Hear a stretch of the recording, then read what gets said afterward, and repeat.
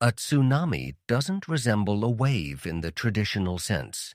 It has no crest, no distinct shape, no visual signal that can be recognized in advance. In the open ocean, it can pass under a ship without anyone on board noticing anything unusual. The water surface remains almost flat, and only instruments register a change in sea level by tens of centimeters. But at this moment, a movement is already taking place that cannot be stopped. Most tsunamis originate in deep waters, along the boundaries of tectonic plates. The Pacific Ocean is particularly rich in such zones, forming the so-called Ring of Fire, where oceanic crust subducts beneath continental crust. These plates move constantly, but very slowly. Over the years, they accumulate tension, like a spring that compresses but cannot release. When the limit is reached, a breakdown occurs. A section of the sea floor shifts instantly. In some cases, it's several meters up or down, and sometimes even more. This movement takes seconds, but it covers a vast area, hundreds of kilometers along the fault, and the water begins to move along with the seafloor, not the surface, but the entire thickness. This is fundamentally important. A tsunami isn't a wind that creates a wave from above. It's a movement that starts from below and moves upward, encompassing the entire ocean. After the seabed shifts, the water attempts to return to equilibrium. But due to the scale of the process, this doesn't happen instantly. A series of waves emerges, spreading outward from the epicenter. The speed of this movement depends on the depth of the ocean. On average, it travels between 500 and 800 kilometers per hour, comparable to the speed of a passenger jet. However, wave height in the open ocean rarely exceeds 1 meter. Sometimes it's less. This is why it's almost impossible to detect without specialized equipment. But inside this wave, there is energy. And this energy does not disappear as you move. It is preserved. As the wave approaches the shore, the main thing changes: the depth.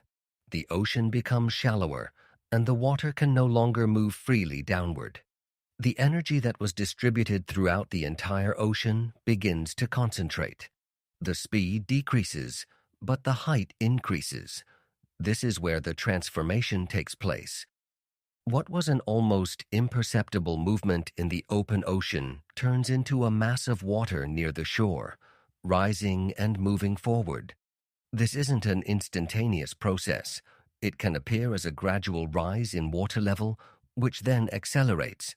Sometimes there is a retreat before this. The water recedes from the shore, exposing the seabed. This can last for several minutes. At this point, things that are usually hidden become visible. Rocks, corals, fish. To a human, this appears strange, but not necessarily dangerous. But in reality, it's part of the process. The water recedes to return, and when it comes back, its volume is already greater than before. A tsunami rarely consists of a single wave. More often than not, it is a series. The interval between them can range from a few minutes to an hour. Moreover, the first wave is not always the strongest. In some cases, the second or third wave is the most destructive. This is one of the reasons why such events result in a large number of casualties. People who have survived the first shock may think that the danger has passed, but the ocean continues to move. The height of the waves depends greatly on the shape of the coast. In narrow bays and coves, energy is concentrated, causing the water to rise higher. Waves over 30 meters high have been recorded in such areas. In open coastal areas, they may be lower, but extend further inland, sometimes for several kilometers. The most important thing about a tsunami is not only its height, but also its mass. It is not a wave that breaks and disappears. It's a current that continues moving until it loses its energy. It carries away everything in its path: buildings, vehicles, structures. And it's precisely this ability to penetrate inland that makes it particularly destructive. From a physics point of view, a tsunami is a simple phenomenon, water displacement. But its scale makes it one of the most dangerous natural processes, because it starts where it cannot be seen. And by the time it becomes noticeable, it has already been formed, and it's already moving. On March 11, 2011, the northeastern coast of Japan was living a normal life. Schools were in session, the roads were busy, and fishermen were working in the ports. This was a region where earthquakes were accepted as part of everyday life. People knew how to react. Buildings were designed with seismic activity in mind, and the warning system was considered one of the most advanced in the world. The tremors began at 2:46 p.m. local time. At first, they were sharp, then prolonged. The Earth moved not for a few seconds, as most often happens, but for almost 6 minutes. This immediately indicated its scale. The magnitude reached 9.0, one of the strongest readings in the history of instrumental observations. The epicenter was in the Pacific Ocean, approximately 70 kilometers off the coast of Miyagi Prefecture, at a depth of approximately 30 kilometers. Along a fault line stretching over 500 kilometers, the Pacific Plate abruptly shifted beneath the Japanese plate. In some places, horizontal displacement reached 30 to 50 meters, and vertical displacement up to 10 meters. This meant that the ocean floor literally changed its position, and with it, the water changed. In the first minutes after the tremors, the warning system responded quickly. The Japan Meteorological Agency recorded the earthquake's parameters and issued a tsunami warning. Messages began broadcasting on television, radio, and mobile phones. Sirens sounded in coastal towns. People were given a simple instruction: go to higher ground, and many began to move. But the problem was that time was limited, and estimates of potential wave heights were underestimated. Early forecasts predicted tsunamis of up to 3 to 6 meters. This was serious, but not critical for a region where protective structures were already in place. The reality turned out to be different. The first waves reached the coast after about 30 to 40 minutes. Footage captured in real time shows how water slowly begins to fill coastal areas. It's not an instantaneous impact, but a gradual buildup that quickly turns into a torrent. In the city of Keisenuma, the water entered the port, rising higher and higher until it began to destroy buildings. In the Sendai Plain, where the terrain is flat, the wave moved in a broad mass, engulfing fields, roads, and houses. This movement is difficult to compare with anything familiar. The water did not stop at the shore. She kept walking. The height of the waves varied in different places, on average from 10 to 15 meters, but in some areas, especially in narrow bays, it reached 30 to 40 meters. In the city of Miyako, a wave of about 40 meters was recorded, one of the highest of this event. Protective walls designed for lower values proved insufficient. The water simply overflowed over them. The situation was especially dire in settlements located close to the coast and in low-lying areas. Where there were no natural elevations, the water spread quickly and deeply. In some places, it advanced 5 to 10 kilometers inland. Houses were destroyed not only by the impact, but also by the pressure of the current, which continued to move, carrying away debris. Cars collided and overturned. Railroad lines were washed away. Planes at Sendai Airport were submerged. It was not one wave, but a long process. After the first wave, the next ones came. They may have been lower, but no less dangerous. People who survived the initial strike and tried to return or look for loved ones found themselves at risk again. This increased the number of victims. By evening, the scale of the disaster began to become clear. More than 15,000 people died. About 2,500 were listed as missing. More than 450,000 people were evacuated. More than 1 million buildings received or were damaged to varying degrees. But one of the most serious consequences was the accident at the Fukushima 1 nuclear power plant. A tsunami over 13 meters high overwhelmed the plant's safety barriers, flooded backup generators, and disabled the cooling systems. Over the following days, the reactor cores melted down, releasing radioactive material. This turned a natural disaster into a man-made one, and it significantly expanded its consequences. It is important to understand that Japan was one of the best prepared countries in the world for such events. The warning system, construction standards, and public education, all of this existed and worked. Thanks to this, thousands of lives were saved. But the scale of the event turned out to be higher than expected, and this became the main lesson. After 2011, all approaches were revised in Japan. The defensive structures began to be built higher. Evacuation routes are shorter. Reaction time is faster. People began to be taught to leave immediately after a strong tremor without waiting for official signals. The 2011 tsunami showed that even with a high level of preparation, there remains a factor that cannot be fully taken into account: scale. When it exceeds expectations, the system ceases to be sufficient. And at that moment, all that remains is how quickly a person can react to what is happening around him.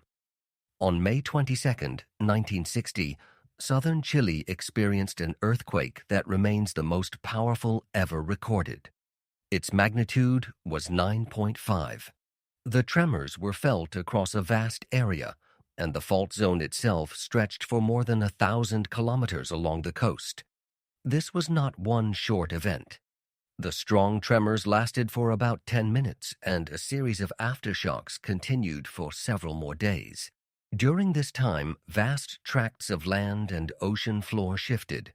In some places, the coastline rose several meters, while in others, it sank. But the main thing happened underwater. The ocean floor along the subduction zone shifted dramatically. This movement covered a gigantic area, and the water above it could not remain stationary. It was uplifted and displaced, forming a wave that immediately began to spread across the entire Pacific Ocean. The first blow fell on Chile itself. Coastal cities were directly affected. In the port of Valdivia, which had already been damaged by the earthquake, water levels began to rise and then suddenly entered the city. In some areas, wave heights reached 20 to 25 meters. Buildings were destroyed not only by the impact, but also by the sustained pressure of the water. The torrent continued to move, carrying away structures, cars, and debris. This wasn't an instantaneous impact, but a process that unfolded over several minutes. The situation was complicated by the fact that after the earthquake, many people returned to their homes. They didn't know that a tsunami was already forming. And when the wave arrived, there was no time to react. According to various estimates, between 1,000 and 6,000 people died in Chile. Precise figures are difficult to establish due to the scale of the destruction and the nature of accounting at the time. But that was just the beginning. Unlike many other cases, this tsunami became transoceanic. The wave did not dissipate near the coast. It retained its energy and continued moving. After about 15 hours, she reached the Hawaiian Islands. In the city of Hilo, which had already experienced previous tsunamis, the situation developed quickly. Despite warnings, waves up to 10 to 11 meters high caused significant damage. Buildings and infrastructure were destroyed, and people were killed. Even preparation could not completely prevent the consequences. A few hours later, the wave reached Japan. This distance is more than 17,000 kilometers. Nevertheless, the waves reached 5 to 6 meters in height, which was enough to cause destruction and casualties. More than 100 people died and hundreds of homes were destroyed. It was one of the first times the country was affected by an event that occurred on the other side of the ocean. Tsunamis were also recorded in the Philippines, New Zealand, and the west coast of the United States. In some places, the wave heights were lower, but fluctuations in water levels still caused damage to ports, ships, and infrastructure. This emphasized the scale of the phenomenon.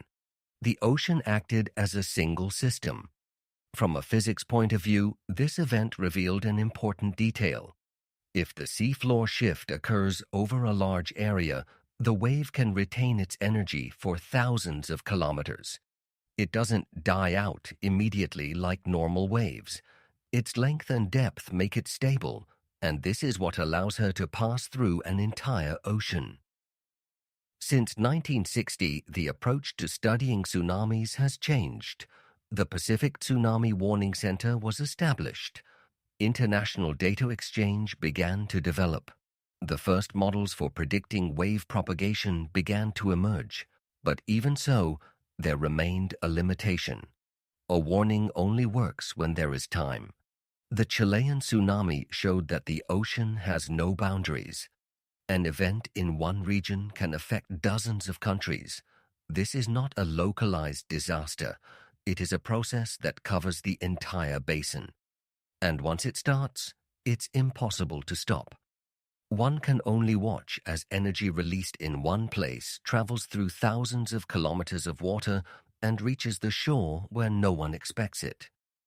On March 27, 1964, at 5:36 p.m. local time, southern Alaska experienced an earthquake second only to the Chilean earthquake in strength.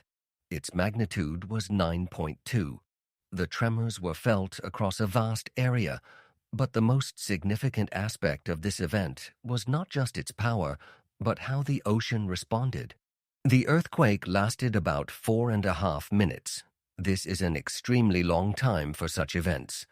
During this time, crustal deformation occurred not in a single location, but along an extended zone. The coastline sank by 2 to 3 meters in some areas, while rising in others. This created the preconditions for the formation of a classic tsunami. But something more happened in Alaska. Strong tremors caused underwater landslides. Enormous masses of soil broke loose from the continental slope and began moving downward. This happened almost instantly. The water above these areas did not have time to redistribute smoothly. She shifted abruptly. And this is what created local waves that turned out to be even more dangerous than the main tsunami. In Prince William Sound, home to numerous narrow bays and fjords, these waves formed right off the coast. People had no time to react. This wasn't a situation where a wave was traveling across the ocean and there were tens of minutes to evacuate. Here, everything happened at once. At the port of Valdez, the water first retreated sharply, exposing the seabed. This lasted only seconds. Then a wave more than 30 meters high arrived, destroying port infrastructure, warehouses, and ships. But that was just the beginning. The most famous episode took place in Lituya Bay. It's a narrow, almost enclosed bay surrounded by steep slopes. During the earthquake, one of the slopes collapsed. A mass of rock and ice, tens of millions of cubic meters in volume, fell into the water from a height of more than 900 meters. This caused an instant shift of water. The result was a wave about 524 meters high. This is not a mistake or an exaggeration. Traces of this wave were recorded along the line of uprooted trees on the slopes. All vegetation was cut down to this height, as if it had simply been washed away. There was nothing left inside the bay. But beyond that point, the wave quickly lost height, which is why this event did not cause widespread destruction. Nevertheless, it remains the highest recorded event. Meanwhile, the main tsunami continued to spread. Along the Alaskan coast, waves reached 10 to 15 meters.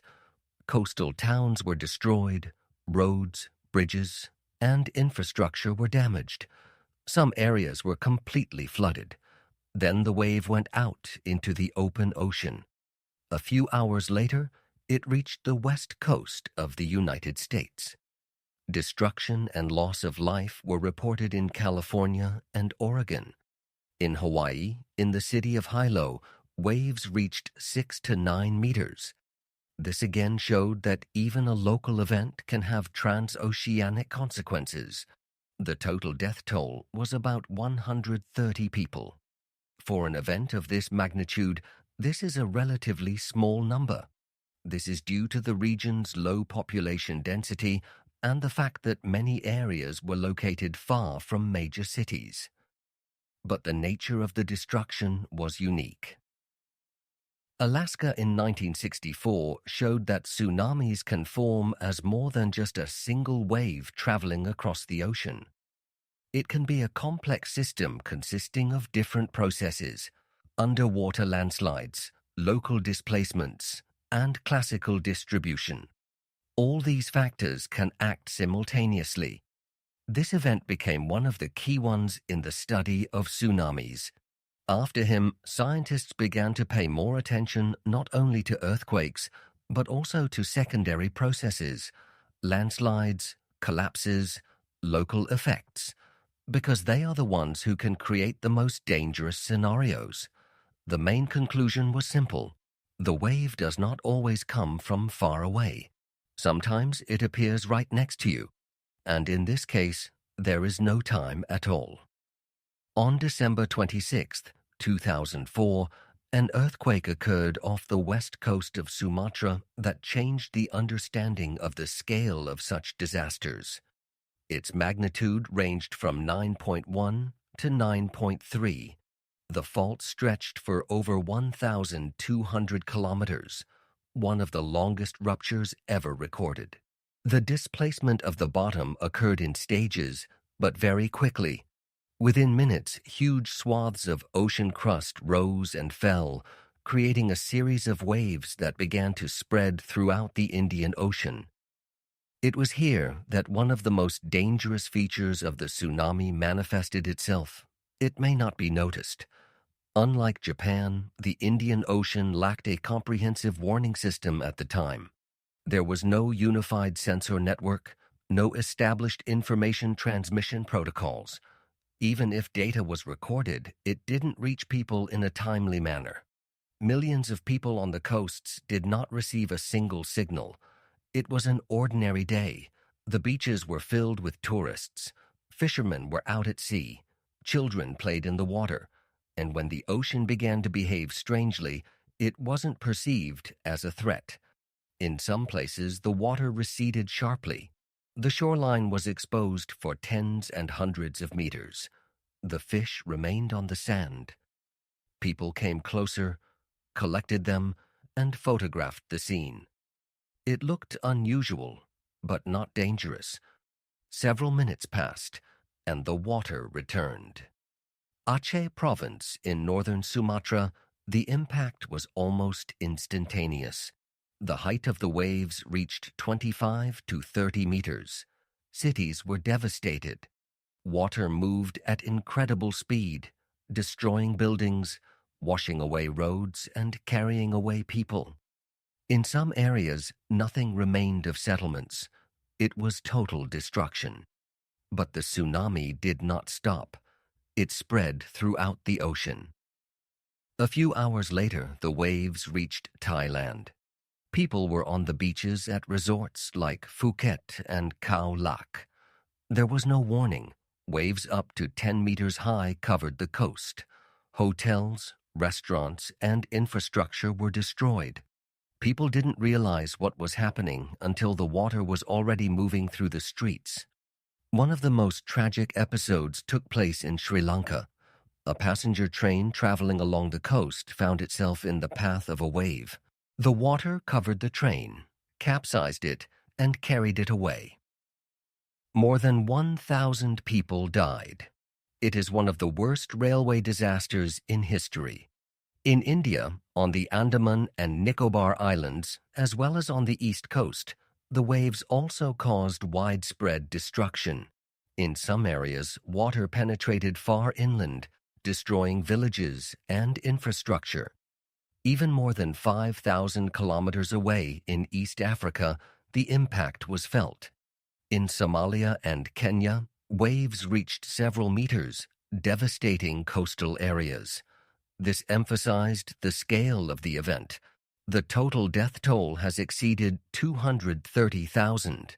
It is one of the deadliest natural disasters in history. Millions of people were left homeless. The economic damage was colossal. But the main reason for such losses was the lack of warning.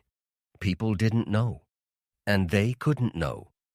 After 2004, the situation changed. A tsunami warning system was established in the Indian Ocean. Seafloor pressure sensors were installed, information transmission protocols were developed, and public education programs were introduced. In some regions, sirens, automatic alerts, and evacuation routes have been installed. But this became possible only after the disaster. The 2004 tsunami showed that even in the modern world, lack of information can be a major risk factor. The ocean has not changed, but the understanding of how important it is to know in advance has changed. Because in such situations, the difference between knowledge and lack of it is not measured in minutes, and in tens of thousands of lives. November 5th, 1952, began like a typical cold night in Kamchatka. The peninsula's eastern coast is a remote region where small towns and villages live right on the water's edge. One of them, Severo-Kurilsk, was located right on the shore without any natural elevations to offer protection. An earthquake occurred at 4:58. Its magnitude is estimated at approximately 9.0. The epicenter was in the Pacific Ocean along the Kuril-Kamchatka Arc, one of the most active subduction zones. The ocean floor shifted, and as in other earthquakes, this movement was instantly transmitted to the water. The tsunami began, but the way it manifested itself on the shore turned out to be especially dangerous. The first wave came relatively quickly. It was approximately 8 to 10 meters high. It covered the coastal part of the city, destroyed houses, carried away some buildings, but did not completely destroy everything. People having survived the impact began to emerge from shelters. Many believed the worst was over. It was logical. The earthquake happened, the wave came, the destruction occurred, but the ocean has not yet finished moving. After the first wave, the water receded. The coastline was partially cleared, creating a sense of dwindling danger. People began returning, searching for relatives and assessing the damage. Some time passed, and then the second wave came. She was much more powerful. According to various estimates, its height reached 15 to 20 meters. It completely covered the city, destroying everything that remained after the initial impact. Those who managed to return to the shore found themselves in the direct impact zone. They didn't have time. Severo-Kurilsk was practically wiped out. Wooden houses couldn't withstand the water's pressure. The torrent moved forward, carrying away buildings, debris, and everything in its path. The water penetrated deep inland, then retreated just as abruptly, leaving destruction in its wake. According to official figures, more than 2,000 people died. For a small town, this meant an almost complete loss of population. But the event did not end there. As in the case of Chile, the waves continued to spread across the ocean. A few hours later, they reached the Hawaiian Islands. There, the height was approximately 6 to 9 meters. Coastal areas were devastated, buildings were damaged, and people were killed. The waves also reached the west coast of the United States. Even at this distance, they retained sufficient force to cause destruction. The main feature of this event is not only its scale and the behavior of the wave. The first one was not the most destructive. This is an important point. A tsunami is often perceived as a single event, one wave, one impact, but in reality, it occurs in a series, and the order of these waves is not always obvious. In Kamchatka, it was the second wave that became the main one, and that changed the understanding. After this event, they began to approach the evacuation differently. It became clear that returning to shore immediately after the first wave was dangerous, that the possibility of subsequent strikes must be taken into account, that a tsunami is a process, not a moment. But in 1952, this understanding was not yet widespread, and the price turned out to be high. This event also revealed another detail. Even in remote regions where population density is low, the consequences can be catastrophic if a city is located directly on water and has no natural protection. Kamchatka became one of the examples on which recommendations for behavior during tsunamis were later based. Go higher. Don't come back right away. Remain out of the risk zone until the event is fully completed. But these rules appeared later, after it became clear that the ocean is not limited to one blow, and that sometimes the most dangerous thing doesn't come first. By late August 1883, the strait between Java and Sumatra had been tense for several months. The Krakatoa volcano was showing signs of activity. Ash plumes were rising above the island, eruptions were occurring, and dull thuds were heard. This wasn't unusual for the region. Eruptions are common here, but in those days, the intensity began to increase. On the morning of August 27th, the series of explosions reached its peak. The most powerful one occurred around 10:02 local time.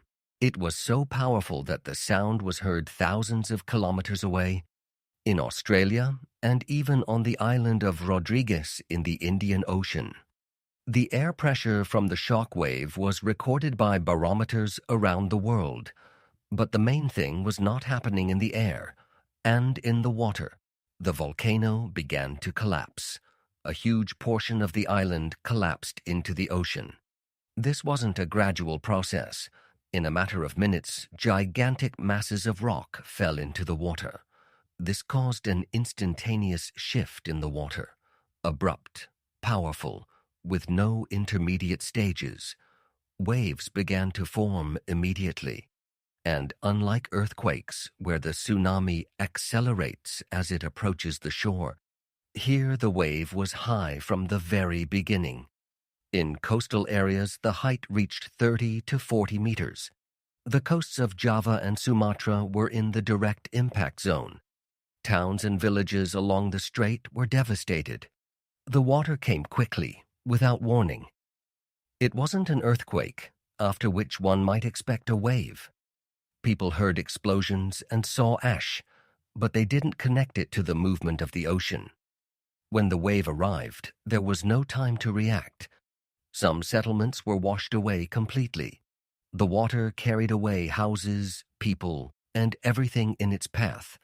The current moved with tremendous force, not stopping at the shore, but penetrating inland. What made this event special was the combination of factors. The eruption was accompanied not only by a tsunami, but also by pyroclastic flows, hot clouds of gas and ash moving across the surface of the water. These reached the coast along with the waves, creating a situation in which danger came from several directions at once. In some areas, complete darkness fell. Ash covered the sky, the sun disappeared, and it became impossible to navigate. More than 36,000 people are estimated to have died. Most of them are from the tsunami, because it was water that became the main destructive factor. But the consequences were not limited to the surrounding regions. The waves spread across the entire Indian Ocean, reaching the shores of India, Africa, and Australia. The height there was significantly lower, but the very fact that they had spread demonstrated their scale. Atmospheric effects were also global.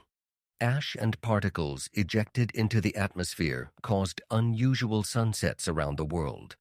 For months, the sky changed color, optical effects were observed, and temperatures dropped. It was an event of planetary level. Krakatoa showed that tsunamis can be caused by more than just the movement of tectonic plates.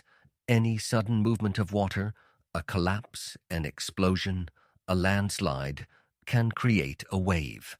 And in such cases, she has a special feature. It is formed instantly, and it comes right away. This makes such events especially dangerous. There is no time for warning. There is no time for understanding. There is only a moment when the ocean begins to move, and the consequences of this movement. On June 15, 1896, it was a warm summer evening on the northeast coast of Japan. It was a holiday, and many people were by the water, on the shore, in the streets, near their homes. There was no indication of the approaching catastrophe.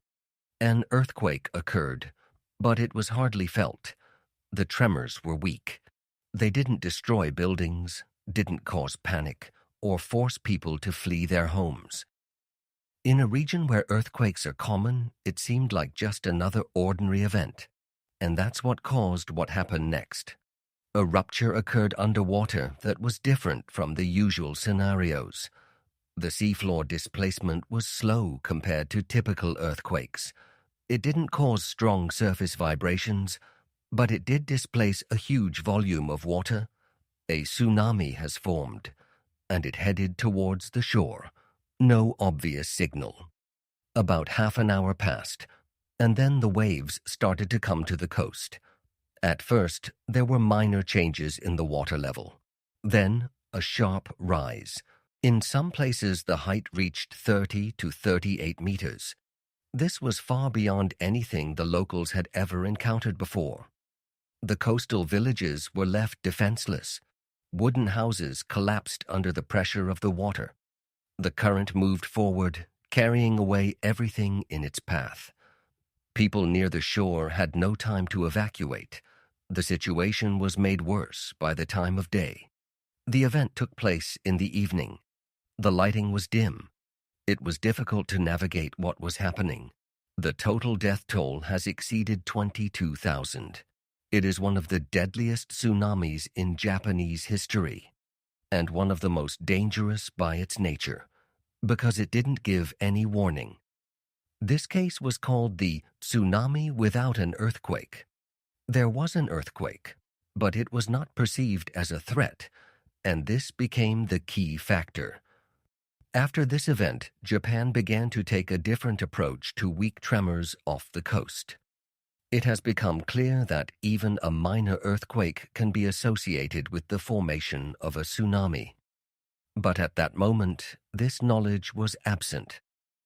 This event revealed another peculiarity. A tsunami is not always accompanied by a strong signal. Sometimes it comes almost unnoticed, and it is in such cases that the consequences are most severe, because people have no reason to expect danger. This means there is no time to react. Unlike events where an earthquake gives a clear signal, here the ocean gives no warning. He just starts moving, and it only becomes visible when it is too late. On January 15, 2022, an event occurred in the South Pacific Ocean that initially looked like a routine underwater volcanic eruption. The Hunga Tonga Hunga Ha'apai volcano had already been active in the preceding weeks. Columns of steam and ash rose above the surface, and emissions were recorded, but all of this was within the normal range of volcanic activity in the region. Everything changed in a matter of seconds. There was an explosion. It wasn't a gradual eruption, but an instantaneous release of energy that displaced a huge volume of water and air simultaneously. Satellite images recorded a column of ash and gas rising to an altitude of over 50 kilometers, higher than passenger planes fly. The shock wave from the explosion circled the Earth several times and was recorded by barometers around the world. But the most important thing was how the ocean responded. The tsunami began to form immediately. But unlike previous cases, there was no single mechanism here. It wasn't just a seafloor shift or a collapse. Several processes converged simultaneously. The underwater explosion suddenly displaced the water. Part of the volcanic structure collapsed, and the atmospheric shock wave transferred additional energy to the ocean surface. This created a complex wave system that behaved differently than a classic tsunami. In the nearest areas of the Tonga archipelago, waves reached 10 to 15 meters. Small islands were flooded, villages were destroyed, infrastructure was damaged, and communications with the outside world were virtually lost. The underwater cable connecting the islands to the rest of the world was damaged, making it difficult to assess the situation in the first hours. But something unusual happened next. The tsunami spread across the entire Pacific Ocean, and in some places it came earlier than expected. This was due to the atmospheric shock wave moving faster than the water and transferring energy to the ocean surface. As a result, sea level fluctuations were recorded almost simultaneously in different parts of the planet. Waves of about 1 meter were recorded in Japan. The west coast of the United States, including California, experienced sharp rises in water levels, damage to ports, and capsized boats. In Peru, more than 10,000 kilometers away, waves reached 2 meters and caused deaths. This happened faster than standard models showed. This event was one of the first in which the development of a tsunami was observed in near real time on a global scale. Satellites recorded the eruption process. The sensors recorded pressure. Stations around the world recorded the passage of the waves. And all this allowed us to see how complex the formation mechanism can be. The number of victims turned out to be relatively small, a few people. But this does not reflect the scale of the event. This reflects differences in training levels and population density. Tonga has shown that tsunamis can form in ways that don't fit conventional models, not one event, and a combination of processes. And in such cases, the wave's behavior becomes less predictable. This forced a reconsideration of approaches to monitoring. It became clear that it was necessary to take into account not only underwater earthquakes, but also volcanic activity, atmospheric effects, and their interaction with the ocean. Because the ocean does not react in isolation. It is related to the atmosphere and geology. The event served as a reminder that even with modern technology, there remain scenarios that cannot be fully calculated in advance. And in such cases, the time can be reduced even further, because the signal does not always come when expected, and sometimes simultaneously with the wave itself. If we look at these events not as isolated disasters, but as a sequence, a pattern becomes apparent. The difference between them isn't just in the height of the waves or the scale of the destruction. The main difference is the time that elapses between the onset of the process and the moment the water reaches the shore. Sometimes it's a watch, as in Chile, where the wave crossed the ocean and made it possible to warn remote regions. Sometimes tens of minutes, as in Japan, where the systems worked, but there was not enough time for a complete evacuation, and sometimes just a few minutes, or less, like in Alaska, where the waves formed right off the coast. Modern surveillance systems have changed the situation significantly. Today, Underwater pressure sensors detect even the slightest changes in water level. Seismic stations can determine earthquake parameters within minutes. Satellites transmit data almost instantly. Models are built based on this data. They calculate where the wave will go, at what speed, and when it will reach the coast. And then a warning is generated. But there is always a gap between receiving information and reacting. The signal needs to be transmitted. He needs to be heard. It needs to be understood correctly. And after that, you need to act. Each of these stages takes time. And this is where the main problem arises. In Japan, a detailed analysis was conducted after 2011. It turns out that even with the warning, some people didn't leave the danger zone in time. Some underestimated the scale. Some decided to wait. Some returned after the first wave. This is not a system error. It's the human factor. In other regions, the situation is even more complicated. In countries where warning systems have only recently emerged, people don't always know how to react. The signal may be perceived as a formality, or not at all. And in this case, even the presence of information does not guarantee salvation. There is another side. Not all tsunamis can be predicted with equal accuracy. Classic scenarios associated with large undersea earthquakes are well studied. But events like Alaska and Tonga demonstrate the existence of more complex mechanisms. Underwater landslides can create waves instantly. Volcanic processes can change the behavior of the ocean. And in these cases, the time is reduced to a minimum. That's why many coastal regions are introducing a simple rule. If there was a strong earthquake, do not wait for a signal. Do not analyze. Do not check. And immediately go higher, because the signal may arrive later, or maybe he won't come at all. A tsunami is not only a physical phenomenon. This is a test of reaction speed, not only systems, but also a person.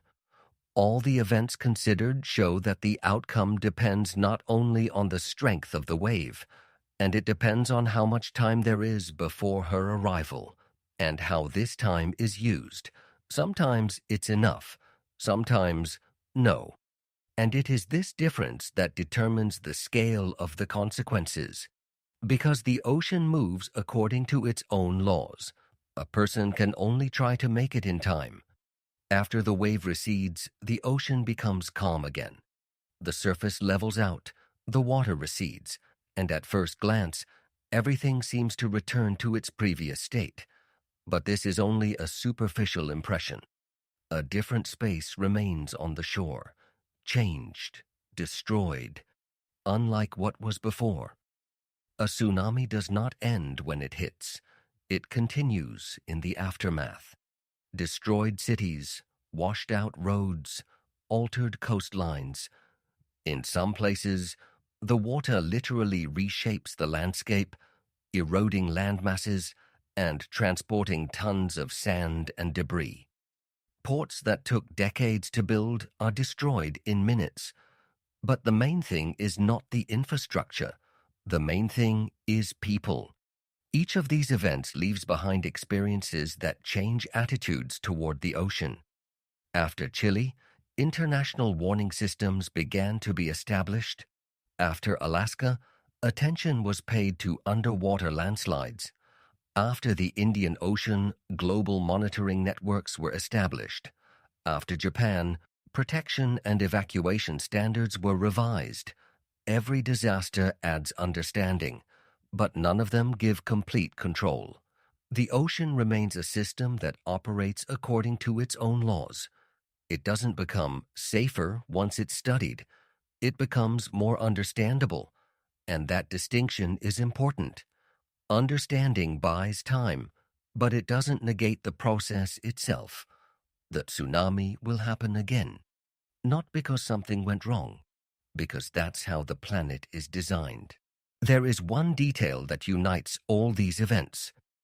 In each case, There was a moment when it was still possible to leave, and the moment when it was no longer possible. Sometimes there are hours between them, sometimes minutes, sometimes seconds. This is why coastal regions today live with this knowledge, knowing that a calm ocean does not mean safety, that even a small change can be the beginning of a process, and that the decision needs to be made quickly. Without a doubt, a tsunami doesn't look like a danger until it becomes one, and this is what makes it special. It doesn't give you time to get used to it, doesn't allow for adaptation. It just comes. And when it comes, there is only one thing left: how prepared a person was for something that could not be seen in advance.